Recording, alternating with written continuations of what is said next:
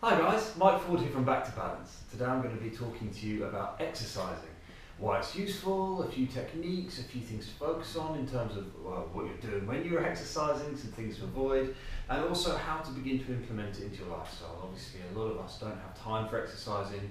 Finding time for the right kind of exercise can make a huge difference. So let's start off. Why is it useful? Well, it's shown to do all sorts of amazing things.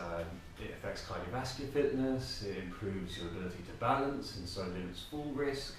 It increases your ability for your muscles to cope with its environment or with their environment. It helps your skeletal system to grow and develop properly, your joints to stay safe. It increases your mood, helps you sleep better. I mean, the list goes on and on of why exercising is useful. Exercising for sure can help you live longer, and that's kind of amazing. Let's talk about the do's and don'ts of exercise. So the first thing that I would say to avoid would be jumping straight into some exercise that's high impact and that involves you putting a lot of strain through your body. For example, heavy weights or doing some long run. If you've not practiced and built up to this, it's crazy to jump straight into. The first thing you want to be doing is deciding what you want to achieve. Let's say you want to run 5 kilometers. We don't just jump in and try and run 5 kilometers, right? You start off with a gentle jog, you move into a run. You know, you teach your body over a period of weeks what to do to achieve that without injuring yourself. That's super important, and I think a lot of things that a lot of the times that people make mistakes, it's as a result of a lack of awareness that it takes your body time to adapt. But do it, you know, I've seen 79-year-olds, 80-year-olds begin jogging again, and it really is an amazing process. So, intensity versus regularity. What are we looking for here?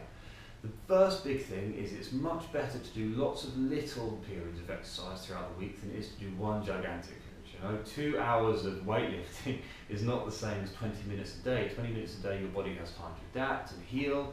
It develops a more consistent sense, it increases your metabolism. So that's very important. In the same way, it's important to vary your exercise. Do new movements, do new things, stretch, you know. Find new ways of using your body and follow different exercise programs. It's very useful for your body to attempt to do new things because it will encourage it to grow. It means you're not leaving any part out. So, how to implement it into your lifestyle? Well, a couple of points on this. The first thing is it's not all about gaining strength. You want to be every day making sure your mobility and your range of motion is, you know, as good as it was the day before and hopefully improving. This means that each day you should be feeling into your body, doing stretches, doing self-massage, and this can be considered training in some ways, you know. By you exploring your body, you're ensuring that there's no areas that are getting you know, caught up and they're not working properly, so you can go and get help if you need it. Secondly, balance. Balance is a really important facet of all training. If you can do an exercise and it involves a type of coordination or balance, you will be using the brain in a different way and the nervous system in a different way. This increases all sorts of great things. It has been shown recently to have an effect on the progression of dementia, on Parkinson's. Exercises that are great for this are swimming, obviously gymnastics and things like that. Pilates and yoga involve a large element of balance. Things that aren't so good for this, lifting, for example, weights on a bench, any supported sitting weightlifting, you know, these things won't work so well.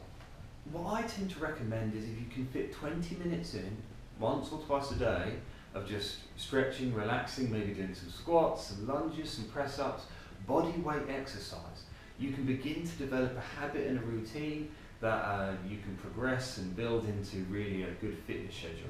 In the shower, for example, do some stretches. At lunch, get up, have a walk to work if you can, you know. These are the little changes in your life that make all of the difference in the long term. So, big summary, keep moving. Do it gently, start slow, and build to a varied routine of exercise, but every day if you can. If you're overtraining as well, that can also cause trouble, so just take it gentle and ensure you get good rest. If you've got any questions, do leave them in the comments. We'll get back to them, or as many of them as physically possible. I've been Mike Ford, this is Back to Balance, and I'll see you guys later.